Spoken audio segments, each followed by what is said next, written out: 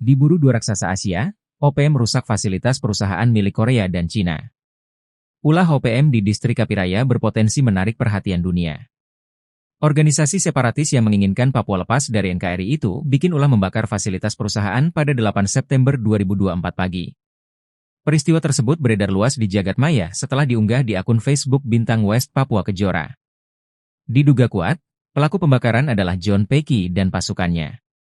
Berdasarkan keterangan dari akun tersebut, peristiwa ini terjadi pada 8 September 2024 jam 9 pagi. Mereka melaporkan sudah membakar alat-alat berat yang ada di distrik Kapiraya, Kabupaten Dogiai. Para kelompok OPM tersebut mengaku jika perusahaan menambang emas dan mengeksploitasi hutan masyarakat adat.